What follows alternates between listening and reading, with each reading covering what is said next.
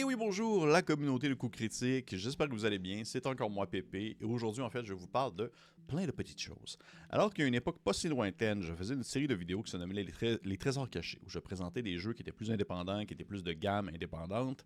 Mais malheureusement, j'ai délaissé un peu cette série de vidéos-là parce que la vie étant ce qu'elle est, on a eu beaucoup de projets, on a encore beaucoup de projets, et il faut que je fasse des choix. Mais ça me manque. Ça me manque de parler de petites découvertes vraiment plus nichées. Et j'avais le goût, en fait, de débuter cette série-là avec vous, qui sont, en fait, 10 découvertes que j'ai faites au courant du dernier mois, que présentement, on est en avril 2023, ou des derniers mois. Fait que je vais présenter aussi des choses qui viennent de mars 2023. Et des petits jeux, des petits outils, des petites gammes plus indépendantes. Vraiment en rafale seulement pour vous présenter un peu sur quoi est-ce que j'ai commencé à acheter mon dévolu de lecture. Ce n'est pas des critiques complètes, c'est vraiment seulement des petites présentations rapides sur des éléments que j'ai trouvés intéressants, sur des objets que j'ai trouvé intéressants. Et pour les personnes qui nous écoutent, je sais que là, il y a beaucoup de personnes qui sont comme « Ah, mais là, est-ce qu'il y a des choses en français dedans ou c'est seulement en anglais? » Eh bien, oui, il y a des trucs en français dedans.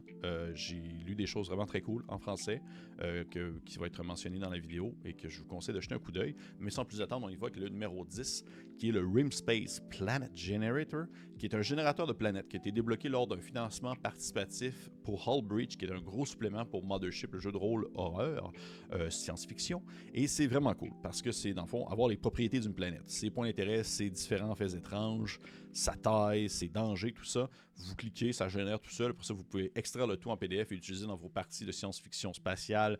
À vous de voir. Tous les liens, by the way, tous les liens sont dans la description de la vidéo. C'est un site gratuit, vous pouvez aller voir ça. Je trouve que c'est un outil vraiment très cool, avec un beau design.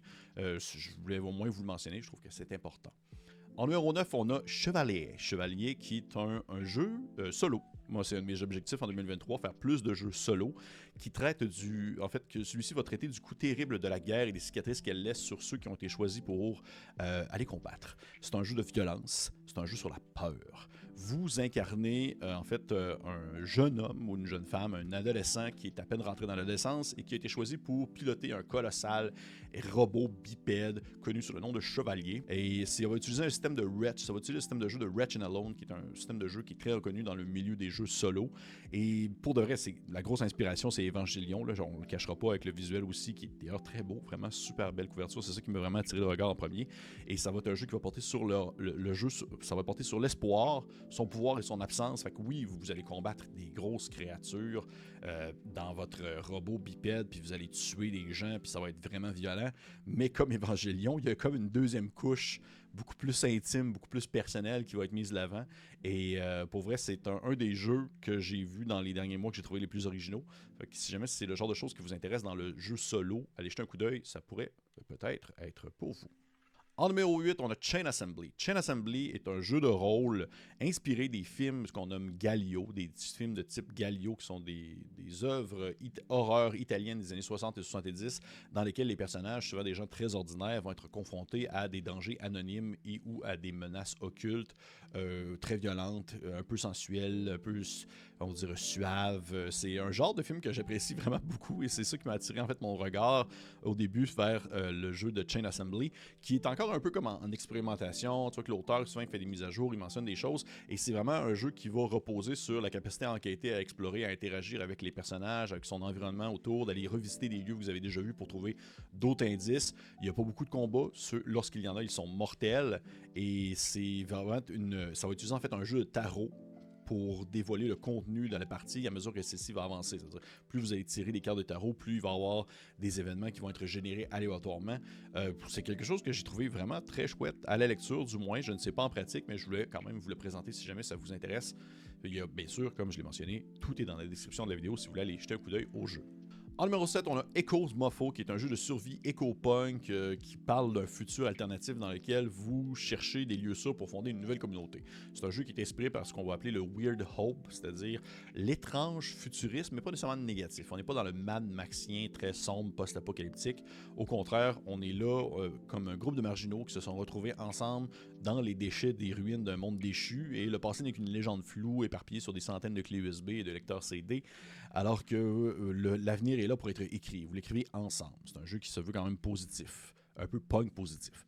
Côté règles, c'est du Into the Odd Cairn, où est-ce que c'est très simple, très rapide à prendre en main, 3 caractéristiques, des jets de dés super simples avec des dés 20, c'est rule light, c'est des règles très légères. Tant soit peu, vos joueurs ont déjà joué à des jeux de rôle, vont comprendre assez rapidement comment ça fonctionne. Il n'y a pas de niveau. Le niveau de dangerosité, par exemple, qui est quand même assez élevé. Beaucoup de loot, énormément de tables aléatoires pour générer du stock qu'on pourrait trouver dans le monde en ruine, et avec des belles inspirations qui peuvent faire penser, par exemple, à Star Wars A New Hope, lorsqu'ils font du recyclage, puis ils retrouvent des objets d'une époque où la technologie était plus élevée.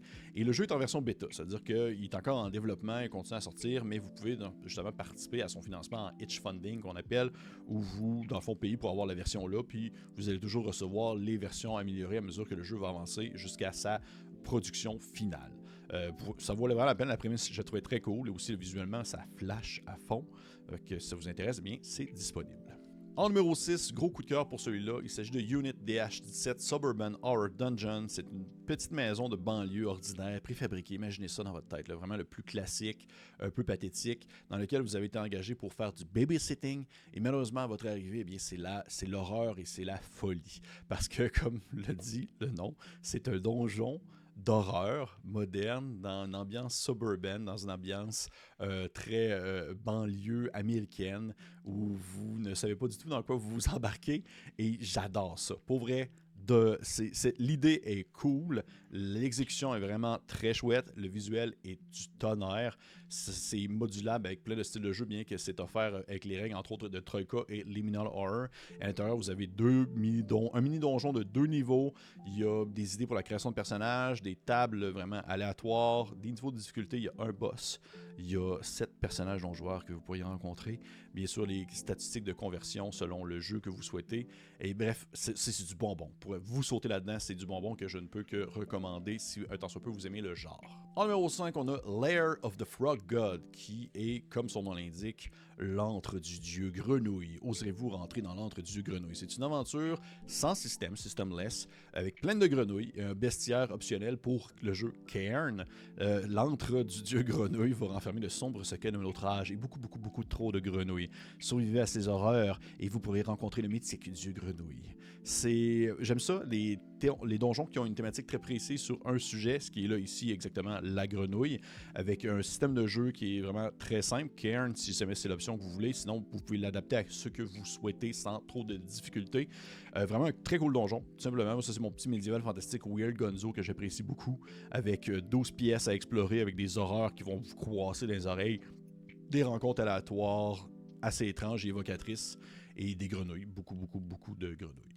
En numéro 4, on a Carillon. Carillon est une incursion, c'est-à-dire un scénario pour le jeu d'horreur Dark Fantasy Trophy Dark, un jeu qui va habituellement finir très mal, dans lequel vous allez vous déplacer au cœur d'un hiver, dans une espèce d'ambiance très onirique, pour découvrir une cathédrale abandonnée à la recherche des cloches qui sont situées en haut de la plus haute tour de la cathédrale, et bien sûr de vous méfier de ce qui peut écouter et de ce qui peut entendre le bruit de ces cloches. C'est, encore une fois, moi je suis un fan fini de Trophy Dark, j'aime beaucoup cette espèce on va dire de la manière que c'est écrit, où est-ce que ça va de pire en pire. Il y a vraiment une montée en puissance et de danger dans ces scénarios-là, et une espèce d'ambiance onirique, sombre, à la fois entre moderne et un peu gothique, inspiré entre autres par genre Fargo, si vous avez déjà vu le film, et aussi Pontypool, qui est un autre film d'horreur quand même très chouette, sorti dans les années 2000, 2007, 2008, où justement l'audio, le bruit est vraiment mis de l'avant. Je pense que ça peut vraiment faire un très cool one-shot pour une gang d'amis. Carillon pour Trophy Dark, si ça vous intéresse, allez jeter un coup d'œil à ça, c'est vraiment très cool. En troisième position, on a Into the Zone de Martin Ouellette. Martin, que je salue d'ailleurs, c'est l'écoute de cette vidéo. Je trouve ça très cool parce qu'encore une fois, ça demeure dans l'aspect de vouloir promouvoir les jeux solo que j'aimerais pouvoir essayer en 2023. Et Into the Zone en fait partie parce que la thématique vient vraiment me chercher. Vous jouez un Stalker. Stalker, c'est inspiré par la série de jeux vidéo Stalker, si vous connaissez, mais aussi également le film éponyme qui porte le nom de Stalker. Les Stalkers, ce sont on va dire, des espèces de rôdeurs des temps modernes, on va dire ça comme ça, qui ont la capacité ou du moins le talent nécessaire pour pénétrer des zones qui sont exclues, des zones qui sont étranges en dehors du temps et de l'espace, qui ne sont pas vraiment soumises aux mêmes lois que nous, et ils vont pouvoir aller retrouver des gens qui ont disparu, trouver des reliques à l'intérieur de ces zones-là, aider du monde à ressortir de la zone si jamais il y a des personnes qui sont prisonnières à l'intérieur, et c'est un jeu solo. Vous incarnez un stalker et vous faites vos missions. En fait, c'est propulsé par le système de Into the Odd. Et pour vrai, pour un jeu solo à une page qui se prend vraiment bien, qui s'explique vraiment facilement, ça vaut vraiment la peine d'y jeter un coup d'œil, c'est gratuit. Allez voir ça. En deuxième position, on a le Dernier Rire du Bourreau, qui est un donjon en français par M. Talmont, que je salue au passage. M. Talmont, à chaque mois, il va, dans le fond, générer un donjon. Il va créer un donjon dont il va avoir lancé au hasard les thématiques de celui-ci à l'aide d'un paquet de D6 sur lequel il y a des illustrations. À chaque fois, ça va donner quelque chose de très flyé, de très surréaliste, mais ça va toujours bien se tenir. Et à mesure qu'il en sort, à mesure que je vois qu'il se peaufine, il a vraiment une courbe de qualité dans ce qu'il produit. Et le Dernier Rire du Bourreau, qui est son tout dernier publié, je l'ai trouvé vraiment très cool. Pour vrai, c'est super complet, avec une aventure qui a vraiment tout ce qu'elle a besoin, des personnages non joueurs, une galerie de personnages que vous pouvez intégrer dans votre partie. Il y a un mini donjon qui est dédié à c'est un temple pour un dieu fou. Il y a les règles pour mettre en scène la présence du bourreau, qui est comme l'antagoniste de l'histoire. Pour aller jeter un coup d'œil, c'est gratuit, vous pouvez donner ce que vous voulez, mais je trouve que ça vaut vraiment la peine d'encourager ce type d'initiative-là en français, justement. En première position, on a Fist for a Sphinx de Sophia Ramos et Evelyne Moreau, dont j'ai déjà parlé sur la chaîne. Fist for a Sphinx, c'est un donjon de 12 salles expliqué sur cette page pour Morborg. Vous allez avoir une carte d'étape aléatoire des nouvelles créatures, le tout illustré en couleur pour Morborg, bien que c'est très adaptable pour autre chose. Et en gros, c'est que vous êtes des pilleurs, vous êtes en train de chasser un temple oublié, d'aller chercher ces trésors à l'intérieur. Mais il y a des rumeurs qui affirment qu'il y a une créature, une bête ailée, une certaine interprétation d'un monstre classique de D&D que vous connaissez peut-être, que son nom est peut-être dans le titre du donjon, et qui a établi son repère dans les ruines du temple, et que si vous la trouvez, elle pourrait vous exaucer certains souhaits. C'est une aventure très cool, pour vrai, vraiment complète, super chouette, avec des monstres, la violence, tout ce qui est très Morborg-esque, mais avec une approche un peu différente de ce qu'on voit habituellement de Morborg, et ce que pour moi, ce que je trouve très appréciable, parce que des fois, Morborg, je trouve que ça revient toujours un peu au même. Fait que c'est pour ça que ça se retrouve à mon numéro 1. Et c'est ce qui conclut le top 10 des découvertes du dernier mois. J'espère que vous avez apprécié ça. Dites-moi en commentaire si vous aimez cette formule-là où je vous présente des petites choses de manière un peu plus expéditive.